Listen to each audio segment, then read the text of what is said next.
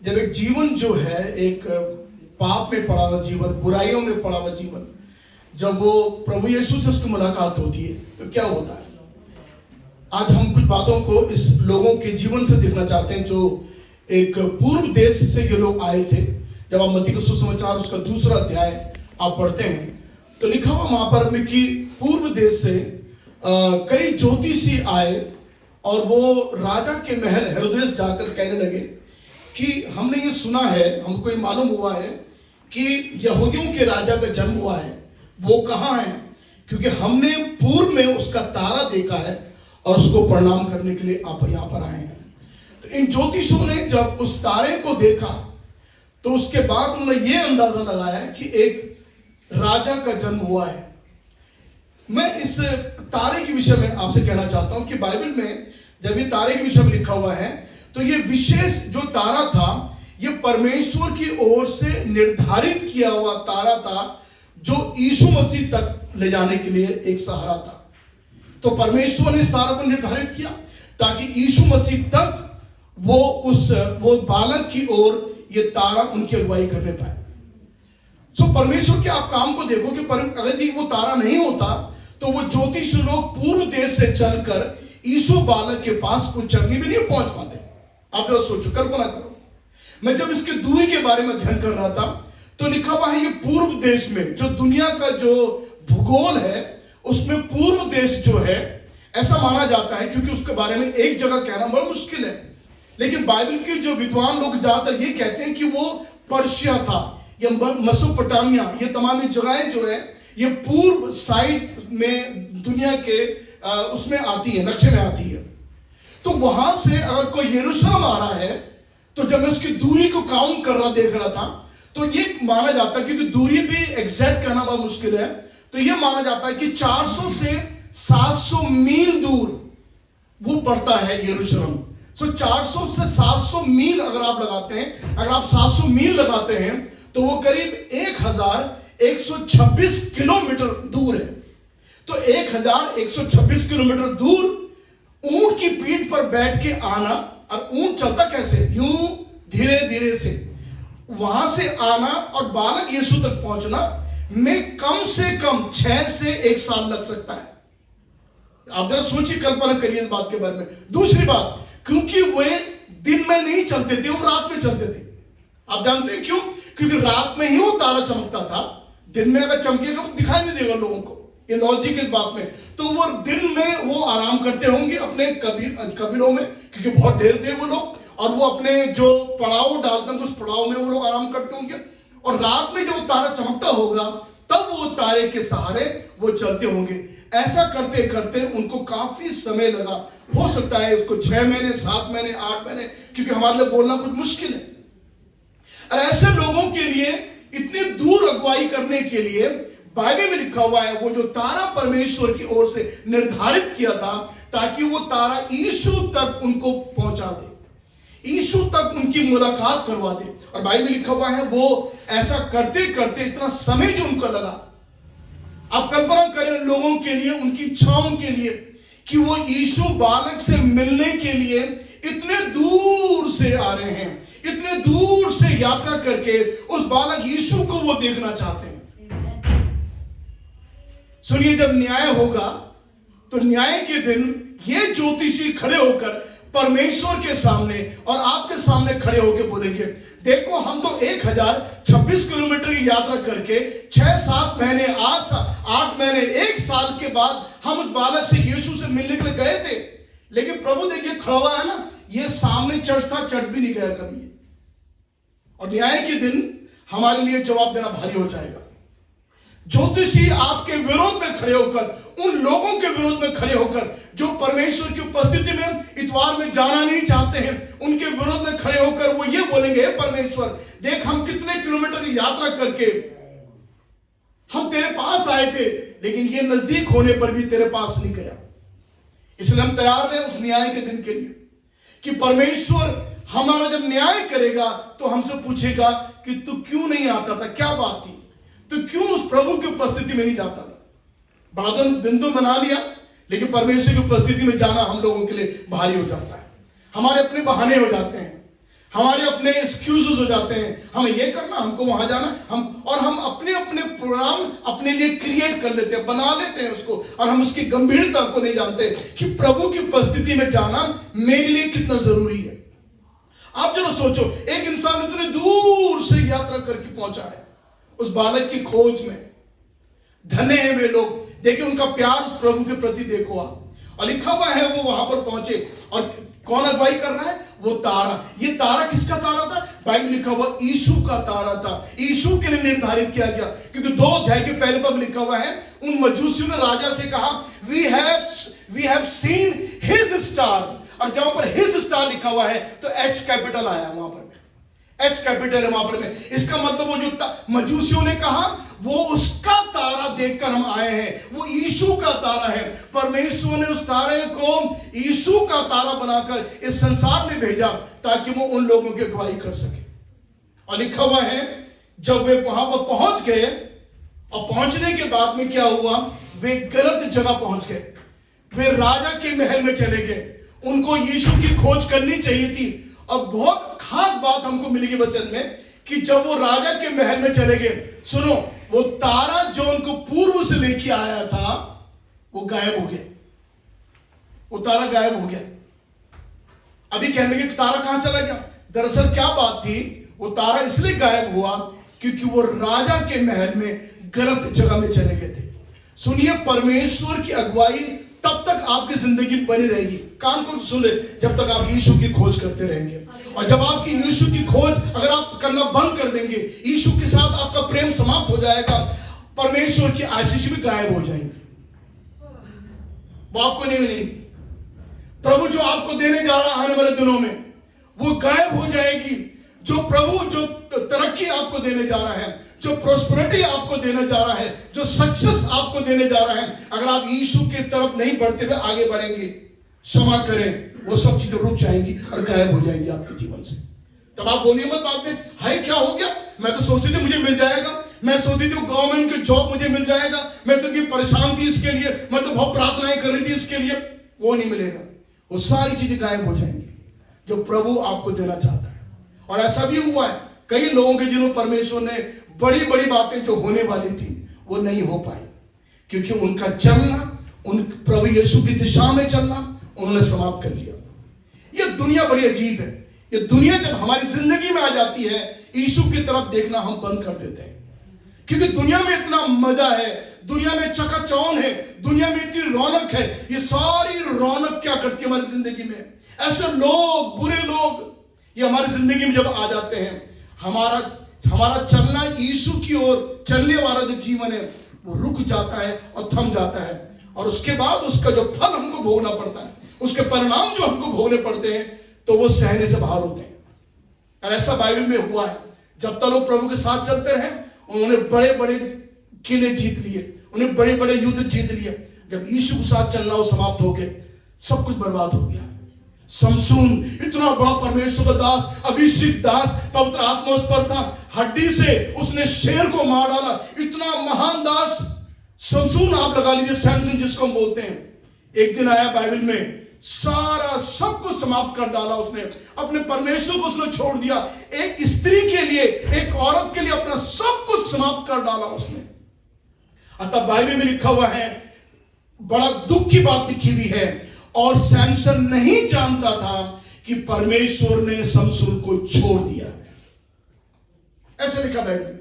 और वो नहीं जानता था, उसको मालूम ही नहीं है परमेश्वर ने मुझे कब का छोड़ दिया, मेरा अभिषेक चला गया, मेरी आशीषें चली गई, मेरा सब कुछ बर्बाद हो गया। सुनिए, जब हम लोग प्रभु को छोड़ देते हैं, उसके बाद हम तमाम वो चीजें जो प्रभु हमको देने वाला होता है वो सब गायब हो जाती है। और ये परेशान हो गए, अब कौन, हम तो गलत जगह में चले गए, अब वो तारा वो कहां चला गया, अब कौन ले जाएगा उस बालक यीशु तक, कौन ले जाएगा उस बालक तक, हम कैसे पहुंच पाएंगे? हाय हमने क्या कर डाला, हाय हमारी मत्ती फूट गई थी, हमने क्या कर डाला, हमने तारे को छोड़ दिया, हम गलत जगह में चले गए। जब हम गलत जगहों में जाने लगते हैं, तब परमेश्वर की आशीष हमारी जिंदगी में गायब हो जाएंगी। आप ध्यान रख लीजिए, हमारी जगहें जो होनी चाहिए वो जगहें होनी चाहिए जहां यीशु मसीह का, जब परमेश्वर की उपस्थिति वास करती है। उन जगहों में जाने की इच्छा रखें। है ना जी। परमेश्वर के लोग जब परमेश्वर के भवन की तरफ अपना ध्यान लगाते थे, ये वही लोग थे जिन्होंने परमेश्वर ने उनको आशीष देना शुरू करा। दाऊद एक घरड़िया था, साधारण सा चरवाहा था, परमेश्वर ने उसको इस्राएल का राजा बना दिया। मैं आपसे ये कहना चाहता हूं, जब तक आप प्रभु के साथ चलते रहेंगे, परमेश्वर आपको आशीष देता चला जाएगा। मैं आप सब जन्मदिन के बारे में बात कर रहे हैं, मैं तमाम उन दिनों के बारे में सोच रहा था कि जब प्रभु 16 साल की उम्र में मुझे वहां से बाहर निकाला। मैं जानता हूं वो दिन मैं एक छोटा सा लड़का था और मेरी दाढ़ी मुझे भी नहीं थी, मेरे रोए आ रहे थे। 16 साल का लड़का, आप जरा सोचो क्या होता है। मैं अपना घर छोड़ा, मेरी माँ थी, मेरे फादर थे, मेरे भाई बहन सब मेरे परिवार में थे। सबको मैंने बोला बस अब जय मसीह की मैं जा रहा हूं यहां से, मैं सेवकाई के लिए निकल गया। अब पिछले तमाम सालों में, इन 40 सालों में मैंने परमेश्वर के बड़े अभिषेक को अपने पर देखा। मैंने प्रभु को कभी नहीं छोड़ा, कभी भी नहीं। संघर्ष जीवन में आया, विरोध। उस समय मैं लड़का था तो जो बड़े लोग थे बोलते थे अरे लड़का ये क्या करेगा। मैं जब तक कई सीनियर ने मैं तो आप में तो कई बच्चों को बहुत उत्साहित करता हूं मैं, क्योंकि मैंने सीखा है कि मुझको लोगों ने उत्साहित नहीं करा। जब मैं सेवकाई में आया, बड़े मेरे सीनियर मुझे ऐसे बोलते थे अरे छोकरा ये क्या है, लड़का ये क्या है, यहां बैठो करो। मैं वहीं बैठ जाता था। मैं आपसे ये कहना चाहता हूं, लेकिन हम कभी भी, जो हमारे चर्च के बच्चे, हम कभी भी उनसे ऐसा व्यवहार नहीं करते, क्योंकि मेरे साथ किया गया है। मैं साथ में किसी की नहीं करता, क्योंकि मैं चाहता, मुझे मालूम नहीं ये बच्चे क्या होने जा रहे हैं आने वाले समय में। अगर प्रभु में बने रहेंगे, प्रभु इनको कहां पहुंचाए, हमें नहीं मालूम। तो बाइबल में लिखा हुआ है, ये लोग जब गलत जगह में चले गए, और उसके बाद बाइबल में एक पद लिखा हुआ है जिसको आपको सुनकर ताज्जुब होगा, जो हमने कभी नोट नहीं किया, जो 10 पद में है। लिखा हुआ उस तारे को देखकर वे अति आनंदित हुए। हालेलुया। अभी तक परेशान थे, अभी तक निराश थे। वो तारा कहां चला गया जो तारा हमको पूर्व देश से लेकर आया था। 1126 किलोमीटर हमको लेके आया, वहां से अगुवाई करता करता यहां आया। हमारे निकम्मेपन से, हमारी कमियों के कारण से वो तारा गायब हो गया। लेकिन अचानक से जैसे वो राजा के महल से बाहर निकले, गलत जगह चले गए था, जैसे राजा के महल से बाहर निकले, हालेलुया, तारा चमक रहा था। और तब 10 पद में लिखा हुआ है, और वो तारे को देखकर अति आनंदित हुआ। कितनी अच्छी बात है, तारा फिर दिखाई देने लगा। Hallelujah, hallelujah. जब आप प्रभु के साथ चलेंगे मेरे प्रियो, पर मेरा प्रभु आपके मन को आनंद से भर देगा, आपका सुख दाता रहेगा। हालेलुया। परमेश्वर आपके विलाप के कपड़े उतार कर ओ आनंद का पटका आपको बांध देगा। ये सब चीजें समाप्त होती चली जाती हैं। तारे को देखकर वो बड़े खुश हो गए। उसने कहा अरे कितना अच्छा हो गया, अब तारा अगुवाई करेगा। और सुनिए एक बात, खास बात आपको मैं आपसे कह रहा हूं, वो तारा यीशु का तारा था और किसी का तारा नहीं था। क्या हुआ देखो, बड़ी खास बात है। जहां बालक यीशु था, सुनिए, वो तारा चला, वो तारे को देख रही है, अच्छा चल रहा। उस समय कोई मैप नहीं था, गूगल मैप नहीं था, कोई उनके हाथ में कोई नक्शा नहीं था। तारे को देख के जैसा तारा रुका तो उन्होंने कहा तारा रुक गया है, चलो। जैसे गए वहां यीशु बालक को देख लिया। हालेलुया। जब तक तारा चलता रहा वो चलते रहे, और जहां वो रुका, और बाइबल कहती है जिस जगह बालक यीशु था, तारा वहां रुक गया, वहीं रुका, कहीं और जगह नहीं रुका। इसका मतलब मेरा प्रभु हमारी सही अगुवाई करने वाला, मृत्यु तक हमारी अगुवाई करने वाला वो प्रभु है। मृत्यु तक शायद हमारी पत्नी हमारा साथ ना दे, हमारा पति हमारा साथ ना दे, हमारे माँ बाप हमारा साथ ना दे, हमारे बच्चे हमारा साथ ना दे, मेरा प्रभु मृत्यु तक आपकी अगुवाई करेगा। हालेलुया। धन्यवाद उस यीशु के लिए। एक ऐसा प्रभु पैदा हुआ है जो मृत्यु तक हमारी अगुवाई करेगा। बाइबल लिखा हुआ उसके बाद में जब वे लोग आए, मैं बड़ी खास बात, अभी मेरा परिचय था, ठीक है। उसके बाद में लिखा हुआ है, इन्होंने आके तुरंत से 3 काम इनके जीवन में हम देखते हैं। इन्होंने आके तुरंत से मुंह के बल गिरकर यीशु को दंडवत किया। ना ये शब्द आप समझ जाइए, मुंह के बल गिरना। काश मैं आपको सिखा पाता कि ऐसा करके ऐसा करना, और ऐसा ये दंडवत करना नहीं है, लेकिन मुंह के बल गिरना मतलब मुंह के बल में ऐसा गिर जाना, यह है मुंह के बल गिरना। इन्होंने मुंह के बल गिरकर अपने थैले खोलकर इन्होंने यीशु को भेंट चढ़ाई। तो यहां पर 2 बातें जो बड़ी इंपॉर्टेंट है। पहली बात, इन्होंने मुंह के बल गिरकर यीशु को वर्शिप किया, यीशु की आराधना करी, यीशु की महिमा प्रभु यीशु को दी। और केवल दंडवत नहीं किया, परंतु अपने थैले खोलकर, अपने बैग खोलकर उसमें सारी भेंटें निकालना शुरू कर दिया। अच्छा, वो भेंट क्या क्या थी? बड़ी खास बात आप सुनने जा रहे हैं। वो 3 प्रकार की जो भेंट दी थी उन्होंने, और वो जब सब निकाल रहे हैं, वो लोग अपने थैलों को खोल रहे हैं, सब निकाल निकाल के अपनी भेंट दे रहे हैं इस बालक के लिए। मुंह के बल गिरे हुए हैं, अपनी भेंटों को दे रहे हैं प्रभु को।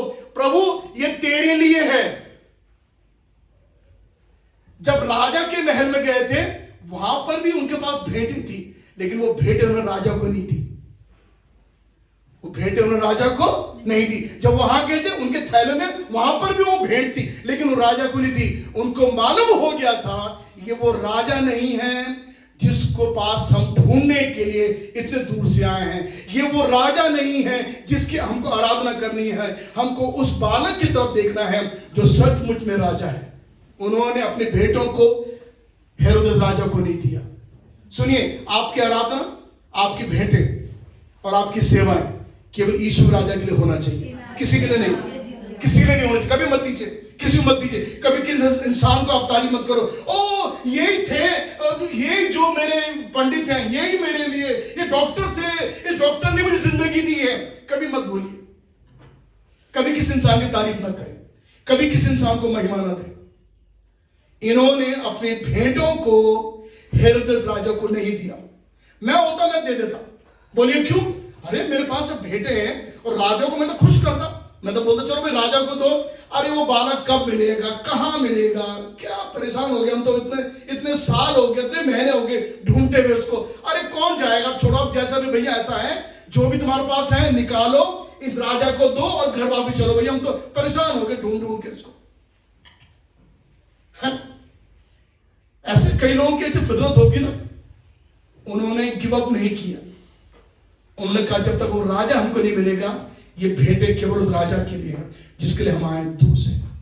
लिखा हुआ, इन्होंने जाकर सोना, लिखा हुआ है, लोबान और गंधरस की भेंट चढ़ाई। ये 3 प्रकार की भेंटें क्यों चढ़ाई? अगर मैं होता खड़ा हुआ तो मैं बोलता हूं आप लोगों को अकल नहीं है क्या? अकल नहीं? सोना दे दिया ठीक है, अब ये लोबान और गंधरस देने की क्या जरूरत है? अगर आप सोने के बारे में, सोना हम सब जानते हैं, सोना क्या चीज होती है, कितनी कीमती होती है, उस जमाने में कीमती थी और आज भी कीमती है। दूसरा जो भेंट चढ़ाई उन्होंने, लोबान दिया प्रभु को। लोबान खुशबू के लिए इस्तेमाल किया जाता है, खुशबू होती है। अगर आप लोबान जला लेंगे यहाँ पर में, पूरा ये हॉल महकने लगेगा। गंधरस क्या के लिए होता है? ये एक तरह के मसाले होते हैं जो मरने के बाद डेड बॉडी पर लगाए जाते हैं ताकि डेड बॉडी को प्रिजर्व रख सके। तो देखो 3 चीजें, 3 भेंटें, बड़ी विचित्र भेंटें हैं, बड़ी विचित्र किस्म की हैं। Amazing kind of gift. I mean you can imagine also कि कैसी भेंट दे रहे। अगर कोई हमारे जन्मदिन पे ऐसी भेंट हमको दे तो कैसा लगेगा आपको? आप बोलेंगे इसको अकल नहीं है, क्या दे रहा? हाँ सोना दे रहा, सोना ठीक है। ये लोबान और गंधरस देने की क्या जरूरत है? आप जानते हैं इसका मतलब क्या है? देखो, मेरा प्रभु के लिए भविष्यवाणी के तरीके से, भविष्यवाणी के तौर से, लाइक अ प्रोफेसी, लिखा हुआ उन मजूसियों ने, उन ज्योतिषों ने जब प्रभु को भेंट दिया तो सबसे पहले भेंट उन्होंने सोना दिया। सोना पवित्रता को दिखाता है, शुद्धता को दिखाता है, चोखेपन को दिखाता है। इसका मतलब वो कह रहे हैं, जब मुंह के बल गिरकर सोना चढ़ाया, उसने कहा प्रभु आप पवित्र हो, आप शुद्ध हो। दूसरा आया, उसने प्रभु को लोबान चढ़ाया। लोबान में खुशबू जो होती है, उसने कहा प्रभु जिस प्रकार से मैं लोबान चढ़ा रहा हूं, उसी प्रकार ये आपकी जो खुशबू है ये पूरी दुनिया में महक जाए। और वही हुआ। आज प्रभु यीशु मसीह दुनिया में महकता है। हालेलुया! पूरी दुनिया में महकता है, आपकी मेरी जिंदगी में महकता है, हमारे कपड़ों में वो महकता है। हालेलुया! वो लोबान खुशबू के लिए, खुशबू टिकती नहीं है यहाँ पर में। अगर आप चलाएंगे खुशबू यहाँ पर में लगा दीजिए अगरबत्तियों को, बाहर तक जाएगा। बाहर लोग बोलेंगे अरे बाप रे बाप कितनी खुशबू आ रही है ना? यीशु के लिए, खुशबू के लिए। और उसके बाद में तीसरा बड़ा विचित्र किस्म का भेंट है, लिखा हुआ गंधरस चढ़ाया। तीसरे ने आया, उसने कहा कि प्रभु हे बालक, मैं तुझे भेंट चढ़ाता हूं, इसका मतलब तेरी मृत्यु होगी और तेरी मृत्यु के बाद तेरे मरे हुए शरीर, तेरे लोथ में ये गंधरस लगाई जाएगी। और एग्जैक्टली 33.5 वर्ष की उम्र में यीशु मसीह क्रूस पर हमारे बलिदान हुआ, मर गया। मरने के बाद पर उसके शरीर पर गंधरस लगाई गई। हालेलुया। देखो कहां, कब 33 वर्ष के बाद, 33.5 वर्ष के बाद उसके मरे हुए शरीर में गंधरस लगाई गई, लेकिन उसके पैदा होने पर वो गंधरस भेंट चढ़ाई गई कि प्रभु आप सारी मानव जाति के लिए हमारे लिए बलिदान होंगे। So thank you Jesus, advance में आपकी मृत्यु के लिए हम ये गंधरस आपको पेश कर रहे हैं। 3 चीजें मेरे प्रभु को चढ़ाई गई थी। तो उन्होंने क्या करा, उन्होंने भेंट दंडवत करा, प्रभु को वर्शिप किया, उसके बाद भेंट चढ़ाई। सुनिए, वर्शिप करना और भेंट करना ये दोनों एक चीज है। क्योंकि हम जो बाइबल सिखाते हैं, हम ये कहते हैं लोगों के कि when you give its act of worship, you know that. जब आप देते हैं प्रभु को, इसका मतलब वो आपकी आराधना होती है। हालेलुया, धन्यवाद। आपको मालूम है, जब आप भेंट देते हैं, तो जब आप भेंट चढ़ाते हैं परमेश्वर को, ये परमेश्वर के लिए एक बलिदान होता है, यह परमेश्वर की आराधना से होती है। सो व्हेन यू गिव इस एक्ट ऑफ वर्शिप, ये आराधना करने का एक तरीका है जो अब आप देते हैं। जब आप भेंट देते हैं, इसका मतलब हम प्रभु की आराधना कर रहे हैं। हम जब भेंट दे रहे हैं, हम प्रभु की आराधना कर रहे हैं। हम जब अपने पैसे दे रहे हैं, हम प्रभु की आराधना कर रहे हैं। इन लोगों ने मुंह के बल गिरकर यीशु की आराधना करी और उसके बाद अपनी भेंटों को खोलकर यीशु मसीह को उन्होंने दान चुकाया। हम आखिरी बात में कह रहा हूं आपसे, अब तब क्या लिखा हो, कोई जरा पढ़ लीजिए, पहला अध्याय और उसके बाद 12 पद पढ़ लीजिए। हाँ, भेंट चढ़ाने के बाद में क्या हुआ अंत में?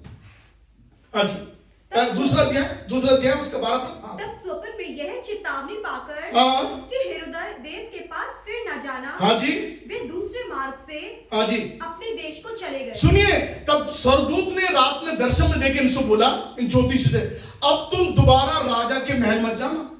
बोलिए क्यों? क्योंकि राजा पता नहीं पूछ लेगा। फिर राजा को तो बहुत गुस्सा आ गया था।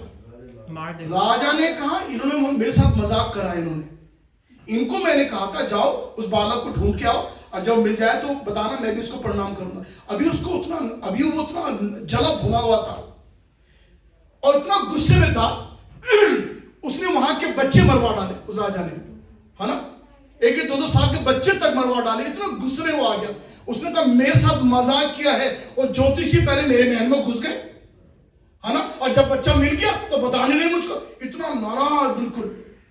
और देखिए परमेश्वर की बड़ी योजनाओं को देखो, आपको सुन के बड़ी आशीष मिलेगी।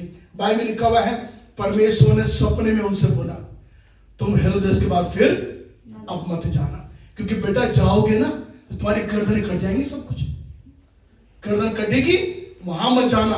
अब तुम क्या करो, उसके पास ना जाकर, जब यीशु तुम्हारी मुलाकात हो चुकी है, सही राजा तुमको मिल चुका है, अब निकल जाओ यहां से। अब तब बाइबल में एक लाइन लिखी हुई है, और वे दूसरे मार्ग से होकर, सुनिए, इस क्रिसमस में आपको अपनी दिशाएं बदलनी है। हालेलुया। आपको अपने मार्ग बदलने हैं। आपको प्रार्थना करना, प्रभु मेरे मार्गों को बदल दे। अगर आप बदलेंगे नहीं तो हेरोदेस तलवार लेके खड़ा हुआ है आपको मारने के लिए। अगर आप रास्ते नहीं बदलेंगे और आप पुराने उस रास्ते में चलेंगे तो याद रख लीजिए, हेरोदेस तलवार लेकर आपकी गर्दन को काटने के लिए बैठा हुआ है। और हेरोदेस कौन है मालूम आपको? ये शैतान है जो आपके लिए तैयार बैठा हुआ है कि आपको जिंदा निकल जाए, आपके परिवार को बर्बाद कर दे, तबाह कर दे, सब कुछ समाप्त कर दे। हमको क्या करना है? हमको उस तरफ नहीं जाना है जहां से हम आए थे, हमको अपने रास्ते बदलने हैं। हालेलुया। यीशु से मुलाकात करने के बाद आज सुबह मैं कहना चाहता हूं, हमारे रास्ते बदल जाते हैं। We change our ways। हम जब यीशु से मुलाकात कर लेते हैं, हमारे रास्ते बदल जाते हैं, हमारे तौर तरीके बदल जाते हैं। हम फिर वैसे नहीं रहते। पहले हम गाली देते थे, बहुत ज्यादा वो गाली देते थे, माँ बहन की बात कर रहे हैं गाली नहीं कर रहे, बात कर रहे हैं गाली नहीं कर रहे मुझसे। लेकिन जब यीशु से मुलाकात हो गई, अब अनुग्रह के शब्द मुंह से निकल रहे हैं। हालेलुया। अनुग्रह के शब्द मुंह से निकल रहे हैं, अच्छी बातें निकल रही हैं, दुआएं निकल रही हैं, आशीर्वाद निकल रहे हैं मुंह से। अब गाली भी निकल रही। किसी की बुराइयां करने के लिए बैठ जाते थे।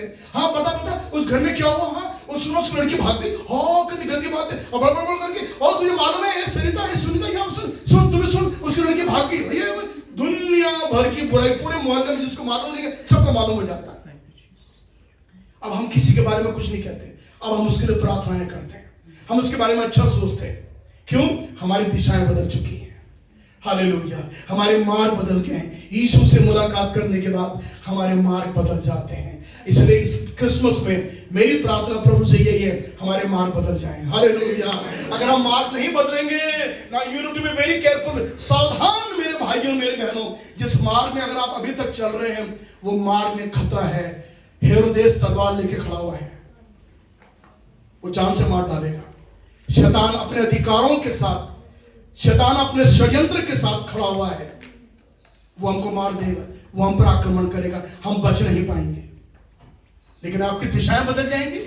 हालेलुया, आप सुरक्षित अपने घर पहुंच जाएंगे। लिखा हुआ हेरोदेस के नहीं मिलकर वो जब बालक यीशु से मिल गए, उसके बाद वो अपने देश वापस लौट गए।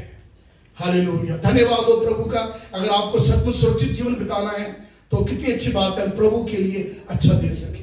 इन्होंने अपना सोना, लोबान और गंधरस की भेंट चढ़ाकर प्रभु यीशु की आराधना करी। मानो उन्होंने बेस्ट दिया प्रभु को।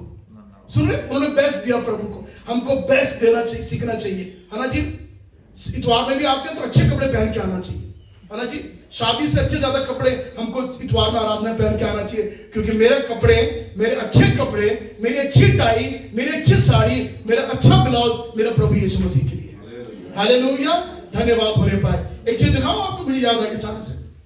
देखिए किसी ने ऑफरिंग में ये डाला, देखिए नोट, इस बक्से में किसी ने ये डाला हुआ, देखिए। अब मैंने बड़ा संभाल कर रखा हुआ है। देखिए जिसने ये नोट डाला है वो दिखता है वो कितना प्यार अपने प्रभु को करता है। जरा सोचो, ये नोट कहीं नहीं चलेगा। कोई ले लेगा वैसे दे दो, भिखारी नहीं लेगा कोई इसको। वो कहेगा तू रख, मुझसे ज्यादा तू भिखारी, तू ये तू रख ले, फटाफट नोट तू रख ले, मैं क्या करूंगा फटे नोट। देखो हम कहां डाला हम लोगों ने, सर्वशक्तिमान परमेश्वर, सूर्य चंद्रमा के बनाने वाले परमेश्वर, जिंदगी देने वाले परमेश्वर, जो हमको सांस देता है वो परमेश्वर, उसके भवन में जाकर उसको भेंट चढ़ाई। ये फटा हुआ नोट। जरा सोचो, ये इंसान की फितरत देखो। आप फटी हुई साड़ी पहन सकते हैं, फटे हुए कपड़े पहन सकते हैं, फटी हुई जीन्स जरूर पहन लेंगे। आप देख रहे ना, आप पहन सकते, आप नहीं कर सकते। हम बुरा मानते हैं, थोड़ा सा साड़ी में कुछ प्रॉब्लम नहीं, मैं नहीं पहन रही, मैं दे दूंगी किसी को। आप जानते हैं हम स्वार्थी हैं अपने लिए, लेकिन उस जीवन देने वाले प्रभु के लिए ये फटा हुआ नोट। मैं बताऊं आपको एक चीज, मैं आपको सिखा रहा हूं, आप भी सीख लीजिए। मेरे एक पर्स में, मेरे एक अलग पर्स है, उसमें सबसे करारे नोट जो होते हैं, नए नोट, वो रखता हूं मैं। वो केवल मैं आराधना में, भवन में डालता हूं प्रभु की आराधना के लिए। और यदि कोई प्रभु का दास मेरे यहाँ आता है, उनके लिफाफे में रख के वो नोट में देता हूं। मैं किसी को फटा, मैं करारे वाले देता हूं, जो करारे वाले, ये मेरी श्रद्धा है और परमेश्वर ने इसलिए मुझे आशीष दी है। मेरे प्रेम आपसे ये कहना, जीवन में सीखिए आप कि आपका बेस्ट मेरे प्रभु के लिए होने पाए। मेरा जो करारा नोट है वो केवल मैं किसी को नहीं दूंगा, उससे मैं सामान नहीं खरीदूंगा, वो दुकान वाले को नहीं दूंगा। मेरा जो करारा नोट है 500 का या 200 का जो भी है, वो आराधना में भेंट में चढ़ाऊंगा। हालेलुया।